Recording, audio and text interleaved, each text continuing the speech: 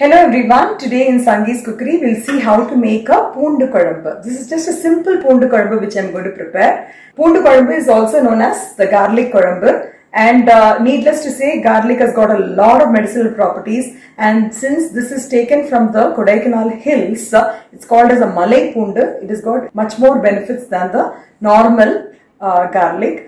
And this is one recipe on a tiring day. If you just prepare this recipe, it can stay for a longer period of time in the fridge, at least for 3 to 4 days, and you just have to keep rice. So your work also becomes more simpler, and you can just have it with chips or with papad. So let's see how we can prepare this. But before we start the recipe, if you're watching for the first time, I would like to request you all to subscribe to my channel and also click on the bell icon for further interesting recipes and notifications.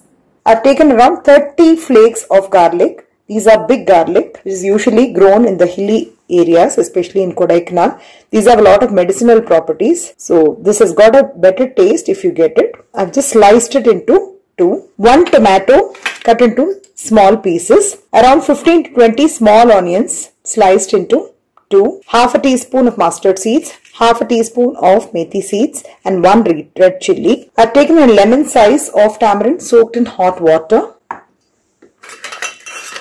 These are to be roasted in 1 teaspoon of oil and to be finely powdered. 4 to 5 red chillies, 1 teaspoon black pepper, 1 teaspoon jeera, 2 teaspoons of dhania or the coriander seeds, half a teaspoon of jaggery powder, and this is the roasted fenugreek and the hing powder. This is around half a teaspoon, which we'll be adding finally. Half a teaspoon of red chilli powder. This is the Kashmiri red chilli powder. Salt as per taste. Half a teaspoon of turmeric powder. Gingerly oil or the sesame seeds oil. 1 teaspoon of mustard seeds. 1 teaspoon of urad dal and 1 teaspoon of chana dal. And a few curry leaves. In a pan, I'm adding 2 to 3 teaspoons of gingerly oil. Once the oil gets heated up, we'll be adding the initial seasoning. Mustard seeds and methi seeds and 1 red chilli. Once the mustard seeds flutter, I'm adding a few curry leaves and I'll be adding half of the garlic. And the remaining half, I'm going to just smash it with a stone and then add it so that the juice of the garlic also enters. So in the remaining, I'm adding the smashed garlic. Let it fry for a few minutes. Now after a minute, I'll be adding the sliced onions also. Let's fry the onions. You can add a little bit of salt while frying this. While the onions and garlic is getting fried, I'm going to dry roast in the pan the pepper, jeera, dhania and the red chillies. It's going to be dry fried without adding any oil. I just want to let you know, by frying this pepper, jeera, dhania and the red chilli, it adds a very good flavor to the kodumbu. But in case if you don't have time and you don't want to do all this, you can, instead of this, if you have the sambar powder at home, you can add that 1 teaspoon. Now you can see it's been evenly roasted. Nice brown color. Now let's fine powder it. So while powdering, we can also grind some amount of fried onions and garlic. It will add to the flavor.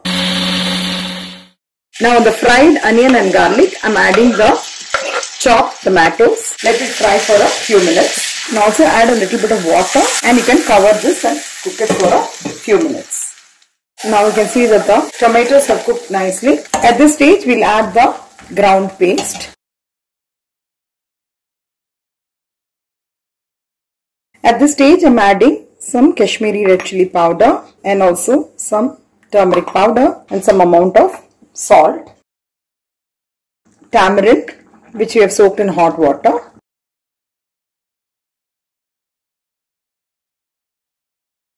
Let the entire masala get nicely cooked in the tamarind pulp. So at this stage, you can check for salt. If required, you can add little more salt to adjust the taste. Now another tip which I want to pass it on, this particular kodumbu tastes good if you add a little bit of jaggery powder. Though it's optional, it enhances the taste and balances the sourness of the tamarind. So it's been cooking for about 15 minutes on medium flame.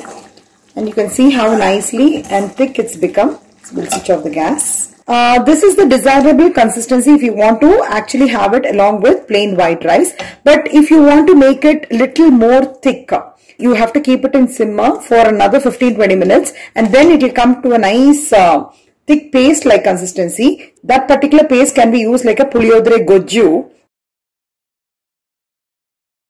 Just going to add a pinch of the fried methi and hing powder, the final seasoning. Now the oil has got heated up. I'll add the mustard seeds, urad dal and the chana dal. At this stage, I'll be adding some curry leaves.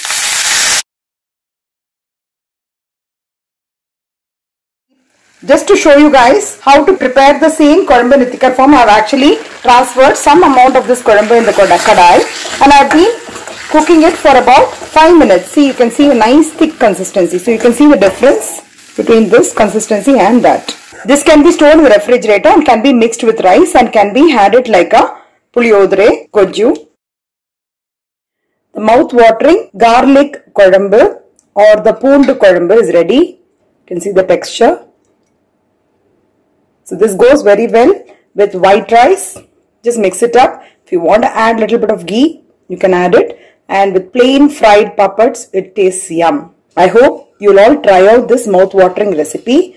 And if you like it, please share it with your friends and relatives. Have a wonderful day.